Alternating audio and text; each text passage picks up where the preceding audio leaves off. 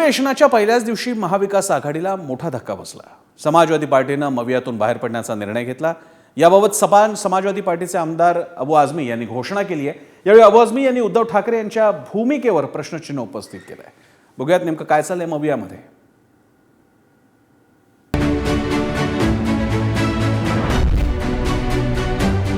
विधानसभा निवडणुकीत अवघ्या 49 जागा जिंकणाऱ्या महाविकास आघाडीत फुटीचं वारं वाहू लागलंय। विरोधकांमध्ये ताळमेळ नसल्याचं अधिवेशनाच्या पहिल्याच दिवशी उघड झालं। ईव्हीएमचा निषेध नोंदवत विधानसभा सदस्यत्वाची शपथ न घेण्याचा पवित्रा मवियाच्या आमदारांनी घेतला। मात्र समाजवादी पार्टीचे आमदार अबू आझमींसह रईस शेख यांनी मवियाच्या निर्णयाविरोधात फारकत घेत सदस्यत्वाची शपथ घेतली।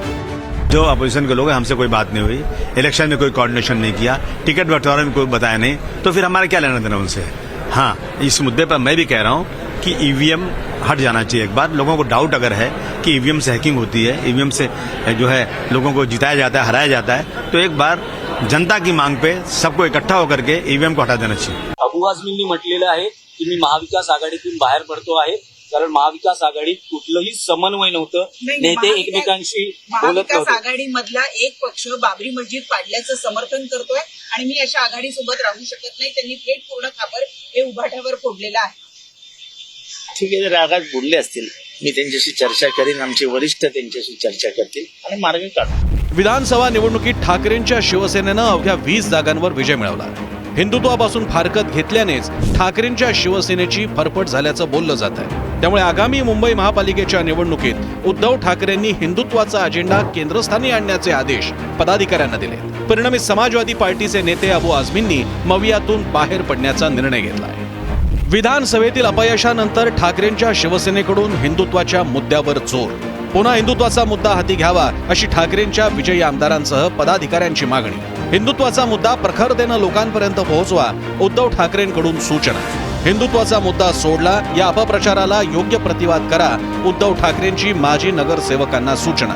हिंदुत्वासाठी शिवसेना आधीही लढली, उद्याही लढेल आणि पुढेही लढत राहणार, ठाकरेंची आक्रमक भूमिका। बाबरी मशीद विध्वंसाबाबत समर्थन करणारी आमदार मिलिंद नार्वेकरांकडून पोस्ट। बांगलादेशात हिंदूंवरील अत्याचाराविरोधात ठाकरेंची शिवसेना आक्रमक। ठाकरेंच्या शिवसेनेच्या हिंदुत्ववादी भूमिकेचा समाजवादी पार्टीचे आमदार अबू आझमींसह रईस शेख यांच्याकडून विरोध। ठाकरेंच्या शिवसेनेनं पुन्हा आपली विचारधारा बदलल्याची सपाकडून टीका।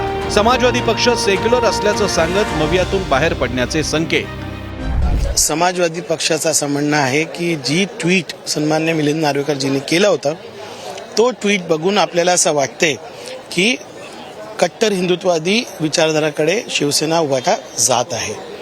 जर असं असेल तर आम्हाला विचार करावा लागेल आणि आमचं असं म्हणणं आहे की काँग्रेस आणि NCP-SP ला हे मान्य आहे का?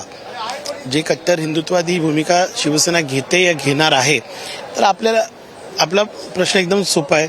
आम्ही आमचा स्टँड क्लिअर करत आहात की आम्हाला जी मूळ मुद्दे आहेत महाविकास आघाडीचे, संविधान, सेक्युलरिझम, त्याला कॉम्प्रोमाइज नकोय। असं आहे की बाबरी मशीद हा विषय 1992-93चा आहे, आजचा नाहीये।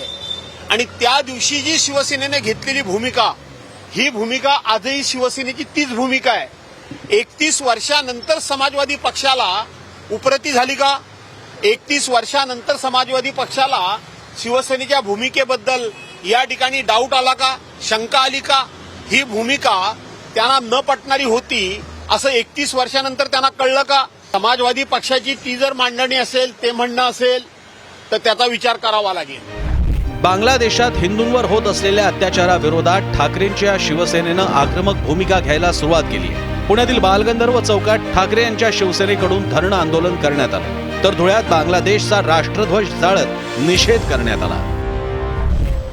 हिंदू धर्मीय दुसऱ्या देशामध्ये जाऊन जर आपल्या धर्माचा प्रसार करत असतील तर ते वाखाणण्याजोगंच काम आहे। या देशामध्ये बांगलादेश आणि पाकिस्तानपेक्षा जास्त मुस्लिम धर्मीय लोक या ठिकाणी राहतात, आनंदाने राहतात, त्यांच्या धर्माचा प्रसार करतात, प्रार्थना करतात। त्यावर आपण कधी अत्याचार अन्याय केला नाही आणि करणार पण नाही। परंतु जर त्या बांगलादेशामध्ये हिंदूवर अत्याचार होतात, हे आपलं सरकार का थांबवू शकत नाही, हा आमचा प्रश्न आहे। लोकसभा निवडणुकीत मुस्लिमांची एकगठ्ठा मतं पडल्यानंच मवियाचा विजय झाल्याचा आरोप भाजपकडून करण्यात येतोय। परिणामी विधानसभेला हिंदूंनी एकी दाखवत महायुतीच्या बाजूनं आपला कौल दिल्याचं बोललं जात आहे. हाच धागा पकडत मुंबई महापालिका निवडणुकीसाठी ठाकरेंच्या शिवसेनेनं हिंदुत्वाची भूमिका घेतली आहे. मात्र यामुळेच समाजवादी पक्ष नाराज झालाय. आता हिंदुत्वाचा मुद्दा महाविकास आघाडीत बिघाडीची नांदी ठरणार का, हा प्रश्न उपस्थित होतोय. ब्युरो रिपोर्ट, पुढारी न्यूज.